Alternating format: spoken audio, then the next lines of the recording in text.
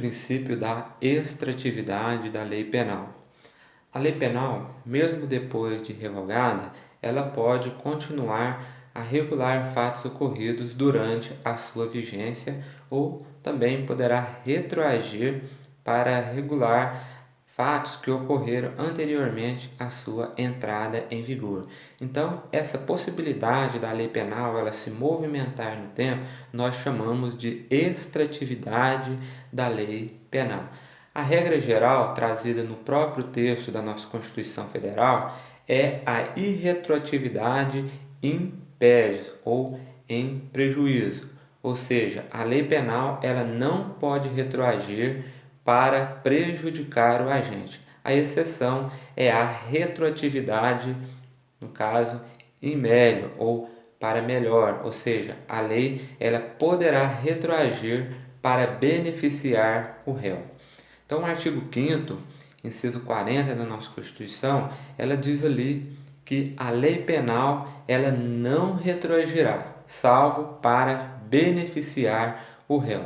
Então, a extratividade ela pode ocorrer, não ela ocorrerá, quando houver um aparente conflito de normas. Eu falo aparente porque, na verdade, não há um conflito, mas há um aparente conflito de normas. E para nós solucionarmos esse problema, nós precisamos apontar com precisão qual é o tempo do crime. E quando nós falamos em tempo do crime, se destaca três teorias principais, né? Que é a primeira teoria, a teoria da atividade, depois a teoria do resultado e terceiro, a teoria mista ou da ubiquidade. Então, a primeira teoria, a teoria da atividade, fala que o tempo do crime será o da ação ou da omissão, ainda que outro seja o momento do resultado. Então, para essa teoria, a teoria da atividade, o que importa é o momento da conduta, o momento da atividade. Já a segunda teoria, a teoria do resultado, determina que o tempo do crime será o da ocorrência do resultado. E a terceira teoria, a teoria mista ou da ubiquidade, diz que o tempo do crime será o da ação ou da omissão, bem como o momento do resultado. Mas, conforme nós sabemos, o nosso Código Penal adotou como teoria a teoria da atividade, conforme nós podemos observar no seu artigo 4º. Lá diz o seguinte: considera-se praticado o crime no momento da ação ou da omissão, ainda que outro seja o momento do resultado. Então, quando houver um aparente conflito de leis, né, para resolvermos esse problema, o nosso marco inicial para todo tipo de raciocínio que se queira fazer em sede de extratividade da lei penal deverá ser o momento da ação ou da omissão, ou seja, no momento da conduta ou da atividade. A gente costuma dar como exemplo, assim, um exemplo bastante conhecido em faculdades, em doutrinas, né? Por exemplo, né, imagine que uma pessoa, um jovem, né, efetua um disparo de arma de fogo contra outra pessoa. E essa pessoa é levada às pressas ao hospital e essa pessoa ela vem a falecer somente, vamos supor, uns 2 meses depois, né? Imagine que esse jovem que deu esse disparo de arma de fogo, na época que ele praticou a conduta, ele tivesse 17 anos e 11 meses. E conforme disse para vocês, aquele jovem que levou o disparo de arma de fogo, ele veio a falecer 2 meses depois, quando aquele outro já completou 18 anos. Aí a gente se pergunta, né? Poderia haver aí, no caso, um aparente conflito de leis, né? Aí a gente se pergunta, qual a lei deve ser aplicada? O Código Penal ou o Estatuto da Criança e do Adolescente, no caso o ECA, que a gente costuma dizer, né?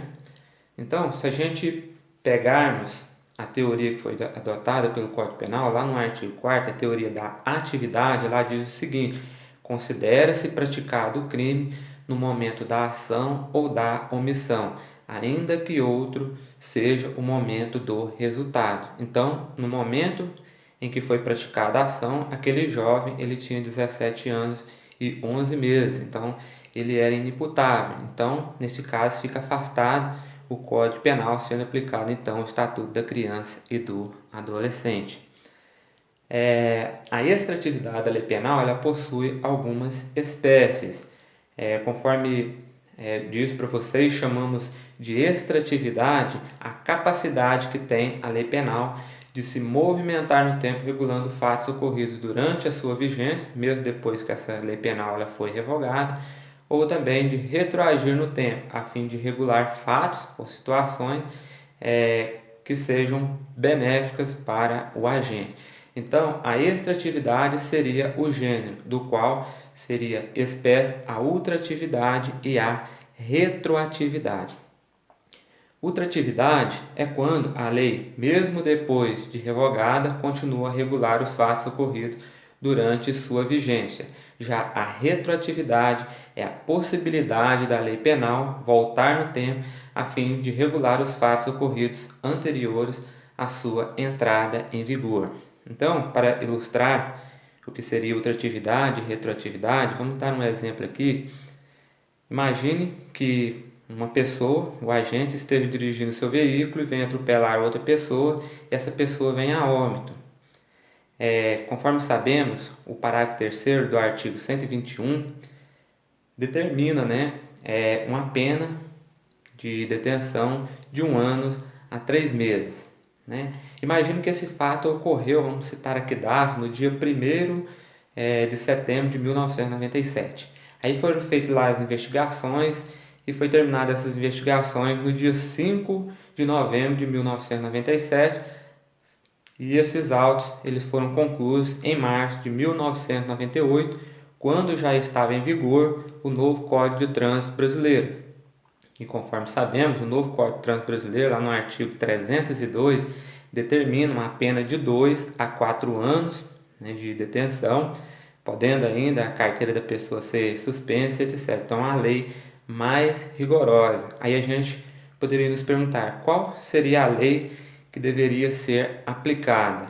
Então, conforme vimos, o Código Penal ele seria mais brando e foi a lei que estava em vigor na época. Então, deve ser aplicado o Código Penal brasileiro. Então, no caso, seria a ultratividade da lei, que é quando a lei, mesmo depois de revogada, continua a regular os fatos ocorridos durante a sua vigência. Então, esse foi o princípio da extratividade da lei penal. Espero que tenham gostado. Peço que aqueles que gostaram de vídeos como esse curtam o canal, se inscrevam no canal para fortalecer o canal. Então, um forte abraço e até mais.